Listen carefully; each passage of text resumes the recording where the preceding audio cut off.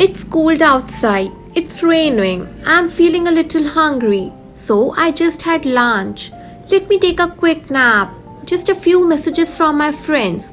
One more game. It's dinner time already. One episode of my favorite Netflix show.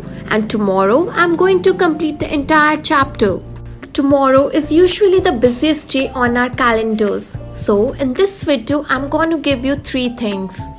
Einstein's approach, 3 hacks to beat laziness, and 1 formula to avoid laziness. Let's get going. Hey everyone, this is Tanya and you are watching Socialite Tanya. Now we have to find a cure for your laziness. What if I told you that you could just sit in your balcony on a chair and sip a cup of coffee and be productive? No way you are going to say. You know, when Albert was in college, his teachers dismissed him as a lazy student. He used to frequently skip classes and would just be playing the violin or friends' cocktail parties and birthdays. At the age of 21, Einstein almost gave up his dream of becoming a physicist when he was rejected for the job of a lab assistant, and instead he had to work as a clerk in a Swiss patent firm. A couple of years later, he was able to submit 4 papers back to back that changed the way the world looked at physics. How did all that happen? I'm sure you are thinking that he spent many hours studying and working and trying to cram everything in those last few years.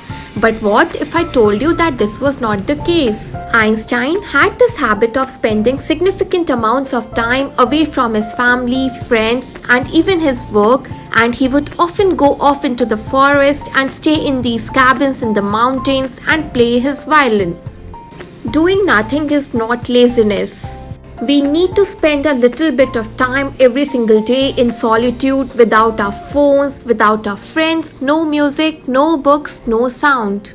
Just us and preferably nature. This is the time for you to reflect on your priorities, maybe reflect on what you started yesterday, reflect even on your music lesson, but just spend time in solitude and you will find the results to be startling.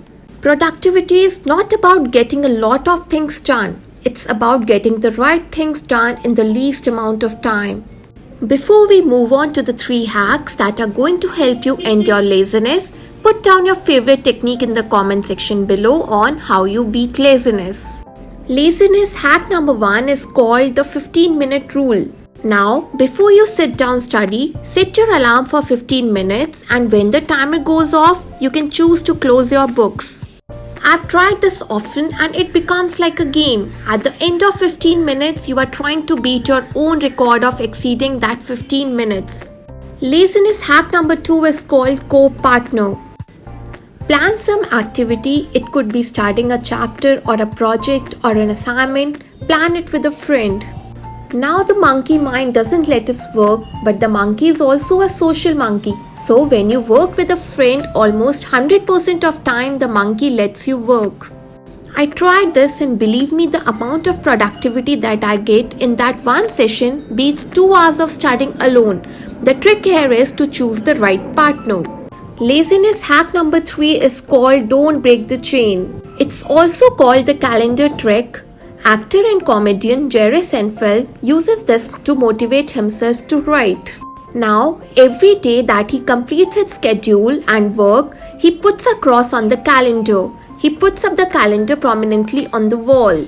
Soon he starts seeing the cross patterns on every single day, and you don't want to break the pattern, and you will find that just being able to put that cross on the wall will motivate you to work that day. So, laziness and procrastination are like credit cards. They're great fun to use till you get the bill. Now for the simple formula to help you end the laziness. Right food plus right time plus motivation minus distraction equals to end of laziness. If you want your brain to work productively, activated and motivated throughout the day, you need to give it rest to recharge and reboot once every day. This could be in the form of meditation, exercise, or even that period of time when you sit down to reflect and think and remember the biggest rule of time. Thank you so much for watching right till the end. Meantime, press the subscribe button and the bell icon right next to it, and also give us a thumbs up, and happy watching.